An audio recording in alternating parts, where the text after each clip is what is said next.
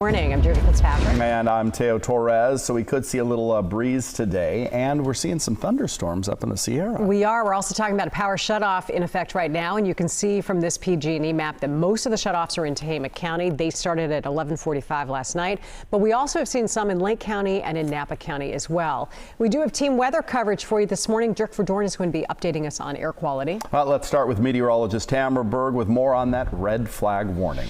Yeah, you know, there's a couple of isolated areas. We'll get to that in just a little bit. But yeah, you got to talk to, we're talking about the air quality right now. As you'll see, the hazy sky is looming here across Rancho Cordova and into Sacramento County. Right now in Sacramento, it is a cooler start to your day. Top of the 6 o'clock hour, down into the mid 50s with those hazy skies. Winds are light around the valley floor at this point, and they'll stay pretty light in most of our valley spots as we head through the day today. Hazy skies expected 10 a.m. We'll be in the mid 60s at that point. Mid 70s by lunchtime, and your planner will hit the lower 80s right around 1 o'clock this afternoon. Temperatures across the region are down a few degrees compared to this time yesterday morning. So if this is your typical wake up time in Fairfield, it's 56 degrees, and you may want to grab a jacket before you step out that door. It's 55 right now in Yuba City. Hazy skies in Stockton and Modesto in those mid 50s. We're at 54 in Auburn to kick off your Thursday morning, 59 in Placerville, and into the 40s across the south shore of Tahoe, where I have been tracking these showers and occasional thunderstorms,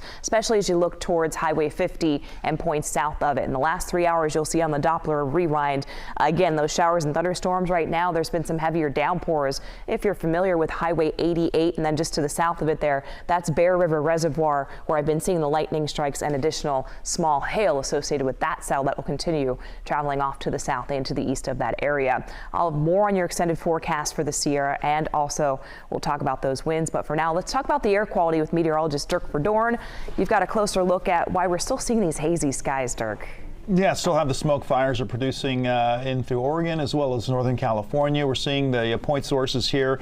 Again, like yesterday, you can see the Anvil fire. This is actually imagery from yesterday, and it goes until just before sunset. So you can see the Anvil fire producing smoke, the Smith River Fire Complex, the Redwood Fire Complex, and the Golden Fire all producing smoke yesterday. And as you can see, also the smoke, the amount of smoke, it's there. You can see it in the valley, but it's not as much as it was on Tuesday. So air quality got a little bit better. You can see that flow, though, taking it from the north and pushing it to the south. And we also have a little bit of smoke being produced from the Quarry Fire that's in Tuolumne County. So you can see up and down the valley this morning, this is the air quality showing you the particulates around Sacramento, Stockton, Modesto. We do have areas that are still unhealthy for sensitive groups like we did yesterday. The smoke forecast showing those point sources, and again, the one in Tuolumne County, you can see that's the Quarry Fire. That's pushing that smoke around as the winds shift today. So we go from a northerly flow to more of a typical westerly flow as we move from today on into tomorrow. So that's the shift we're going to see, and we're still going to be dealing with some smoke in the days to come. So that's what's going on with our forecast with the smoke. Now let's go ahead and take a look at what's going on with our roadways with Brian Hickey. Thank you, Dirk. Take a look at Interstate 80 right now, making your way down toward the split. Traffic starting to pick up, but still not tracking any delays from Roseville all the way down through the split, and 80 over the top for that matter.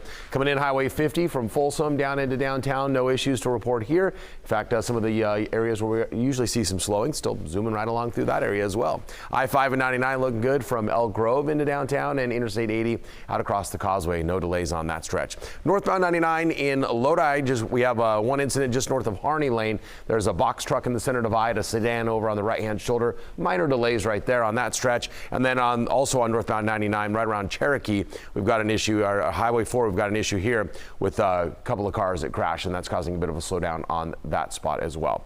Taking a look out across Highway 4 and I-5, looking good through Stockton. No other issues on that stretch. Interstate 80, 505 to 12, 14-minute ride. 205 is a 30-minute ride, and westbound 580, 27 minutes. Here in Sacramento, Highway 50 out of Rancho Cordova, a 10-minute ride, and I-80 from Roseville to the Split, 9 minutes, 5 and 99, an 11-minute ride out of Elk Grove. We do have an alert if you are driving in downtown Sacramento. Farm to Fork Festival closures are already in place. Capitol Mall from 3rd to 8th Streets and 5th Street from N to L Streets are already shut down. Tomorrow night, 7th Street from N to L Streets will be closed beginning at 6 o'clock. Sacramento Regional Transit buses and light rail trains Friday afternoon and most of Saturday are free with a flyer for the event. Dale? All right, thank you so much, Brian. We're getting new details this morning also about a crash in Sacramento County that killed a teen driver and sent another 2 to the hospital. Happened on Antelope and North Road. Highway Patrol says 3 teens were in a sedan when the driver changed lanes at a high rate of speed, hit a pickup truck it was trying to pass, and ended up crashing into a signal light pole. The driver died at the scene. 1 passenger was taken to the hospital with major injuries. The other had minor. The driver of the truck was not hurt. A 15-year-old boy who escaped following a chase nearly a week ago, finally back in custody. The teen who was on probation led deputies on a chase last Thursday night. He was bitten by a canine officer and then was taken to the hospital, was medically cleared, and then ran away.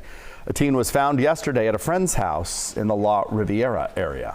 Well, it's been 24 hours now since a 10-year-old Stockton girl was shot. Police are still trying to catch the shooter. This happened just before 6 o'clock yesterday morning on Perry Avenue, just off of I-5. Stockton police say that someone pulled up to a house and opened fire. There were 6 people inside. Only the 10-year-old girl was hit. She was taken to the hospital and is expected to be okay. Police say it's unclear at this point if the home was a target or if it was a random shooting, but they do not believe that there is a threat to the community.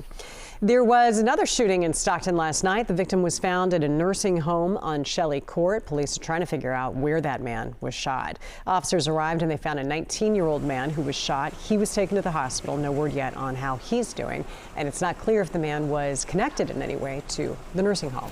Well, today is Fentanyl Awareness Day, and a local lawmaker is leading the effort to make everyone across the nation aware of a situation that has really reached crisis level. KCRA3's Melanie Wingo is joining us now with more on that proposed legislation. Well, it's called the Fentanyl Awareness for Children and Teens in Schools, or FACTS Act, and its introduction comes today, National Opioid Awareness Day. This is a bipartisan bill aimed at educating students about the dangers of fentanyl poisoning. Republican Representative Kevin Kiley of California's 3rd District, along with Democrat Suzanne Bonamici from Oregon, they're set to host a news conference Zoom call today to talk about their joint effort to get the FACTS Act passed. This legislation would work to reduce student deaths from synthetic opioid poisoning, and the bill would call for the development of an interagency task force at the federal level to fight the synthetic opioid crisis. Those legislators say a big part of making progress in combating deaths from those fake pills is through education, and they're set to outline those important educational pieces today. So the legislators will be joined by parent advocates and educators, and they plan to call on making remarks and about all of this, and they will answer questions as well. Back to you. All right, Melanie, thank you. Now to the war in Ukraine as we take a look at this video from the central Ukrainian city of Cherkasy. At least 7 people were injured when a Russian missile hit a hotel there. That's what you're looking at. Overall, the Ukrainian military says they intercepted 36 of the 43 cruise missiles fired at targets across the country. At least 2 people were killed, 20 others injured in the attacks. In connection with that attack this morning, Ukraine's capital has surpassed the 1,000-hour mark of this sound. The air raid siren since the start of the Russian invasion. That totals up to a month and a half of continuous alarms going off. Also today, Ukrainian President Vladimir Zelensky will visit the White House. He'll also meet with lawmakers, rallying for more weapons and money to help defend the country. KCRA3's Amy Lou is in our Washington newsroom now with more on these high stakes. While the White House and most senators are ready to send more aid to Ukraine, there's still skepticism in the House. Those are questions that Zelensky will have to answer to in his closed-door meetings with lawmakers. Appealing to the United Nations Security Council, Ukrainian President Zelensky stressed the need for aid and sanctions against Russia. Ukrainian soldiers now are doing, at the expense of their blood, what the UN Security Council should do. In his second trip to Washington since the war started, it's good to have you back. Zelensky will do much of the same in meetings with President Biden and private sit-downs with lawmakers. But his visit this time looking very different than the last. We cannot let Putin win. without aid. As the Senate moves to rally votes and approve a budget with Biden's request for $24 billion to Ukraine. What we're basically told is buckle up and get out your checkbook. It will take more convincing for Republicans, especially in the House, as conservative members push for steep spending cuts. I want to make sure there's accountability where the resources are going. I want to see a plan of what we're looking for victory. Since the war started, Congress has approved 4 rounds of aid to Ukraine, totaling $113 billion in weapons and humanitarian aid. In Washington, I'm Amy Liu, KCRA 3 News. Well, Senate Minority Leader Mitch McConnell is pushing his party to keep funding Ukraine. McConnell says the support sends a message to adversaries and to the world that the U.S. is a strong military leader. He is now urging lawmakers and President Biden to make a forceful case in support of Ukraine so Zelensky can get what he needs to ultimately win the war.